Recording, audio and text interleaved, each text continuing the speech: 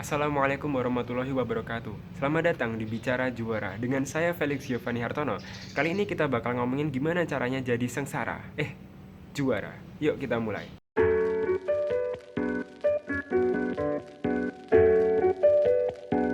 Waktu kuliah dulu, aku sering banget ikut lomba, tapi pasti kalah. Jadi ketika orang normal berlomba-lomba koleksi sertifikat kemenangan nih, aku koleksinya kwitansi pendaftaran. Dan rasanya kalah lomba itu sakit banget guys. Tapi alhamdulillahnya, setelah aku bersabar, berlatih, dan meminta bantuan dukun, aku bisa memenangkan beberapa perlombaan. So, jadi di sini aku akan share ke kalian gimana cara menangin sebuah lomba, biar kalian nggak perlu tuh banyak-banyak koleksi kwitansi pendaftaran dan nggak usah berurusan dengan polisi. Kenapa polisi? Berhubung aku seringnya ikut lomba poster, jadi aku bakal bahas tentang lomba poster terlebih dahulu. Kenapa sih seseorang tuh bisa menangin sebuah lomba? Kepada dukun siapa dia meminta tolong? Kebanyakan orang bakal jawab, ya karena karyanya bagus, karyanya lebih bagus dari ini, dari itu. Bener sih, tapi nggak sepenuhnya benar. Bayangin sebuah kontes lomba mobil. Pesertanya ada 3. Yang pertama adalah Honda Xenia, yang kedua Yamaha Avanza, dan yang ketiga Ferrari. Kalau kita tanya siapa yang bakal jadi mobil terbaik, jelas saja mobil Ferrari yang bakal menang. Tapi coba bayangin kalau pesertanya Ferrari, Lamborghini, atau Mercy, mobil yang sama-sama bagus. Gimana cara kita tahu siapa yang bakal menang kalau semuanya bagus? Apakah punya karya yang bagus aja itu sudah cukup? Jadi gini bro, karya yang bagus bukan berarti kalian langsung otomatis juara. Karena dalam suatu lomba, semua karya bagus bakal berkumpul jadi satu. Maka dari itu, salah satu cara agar kalian bisa unggul dibandingkan karya yang lainnya adalah dengan cara presentasi. Oke, jadi gimana cara ngasih presentasi yang bagus? Di mana-mana, poin penting dari presentasi itu ada 3. Yang pertama adalah isinya, yang kedua cara presentasinya, dan yang ketiga media presentasi yang digunakan.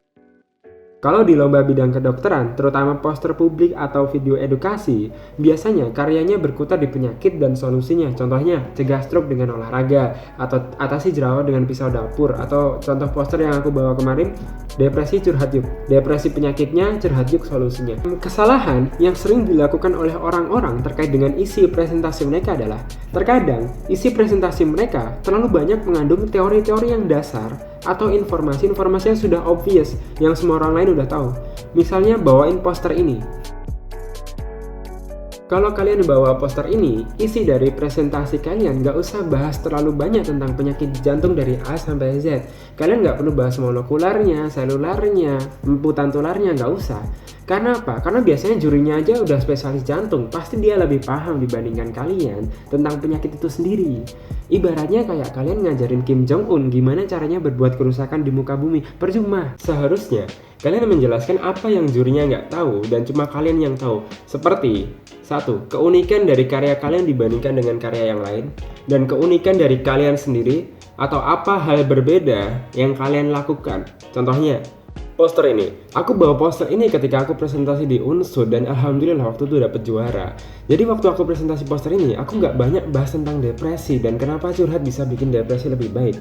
Karena aku tahu pasti dewan jurinya lebih paham dibandingkan aku. Yang aku bahas waktu itu adalah 1 keunikan karyaku.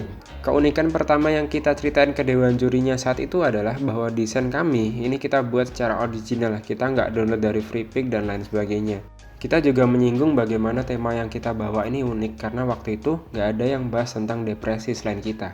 Terus kita juga ceritain story di balik pembuatan poster kita. Kebetulan waktu poster kita dibuat, ada teman kita yang depresi, curhat ke kita gara-gara ngelihat poster kita. Ini adalah cerita yang menarik dan kita ceritain ke jurinya, biar menjadi nilai tambah buat poster kita. Dan kalian bisa melakukan hal yang sama, karena pasti ada kisah menarik di balik sebuah pembuatan karya. Misalnya, ada yang kesurupan waktu lihat karya kalian, bebas deh pokoknya mau cerita apa. Dan ini adalah hal terakhir yang kami lakukan. Ini adalah yang paling ultimate, yaitu kita berjanji bahwa kita akan mempublikasikan poster kami setelah lomba ini berakhir. Ini adalah hal yang sangat simpel, yang sangat mudah, tapi nggak pernah dilakukan oleh peserta lainnya. Jadi waktu jurinya dengar kita ngomong ini, jurinya langsung kayak, wow, gila betul nih anak, kayak gitu. Jadi langsung mereka terpukau, terkagum-kagum, terpingsang-pingsang dan sebagainya.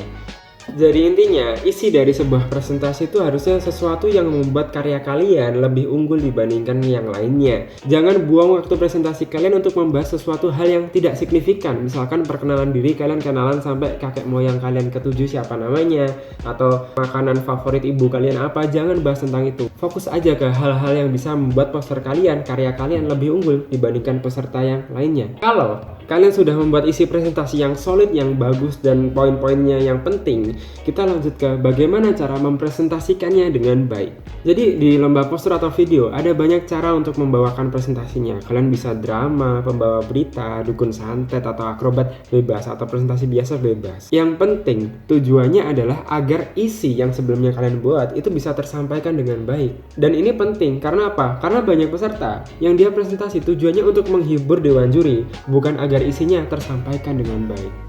Contohnya, peserta itu suka banget bawain presentasi dengan cara drama. Dramanya bagus banget, bahkan ngalahin sinetron Indosiar.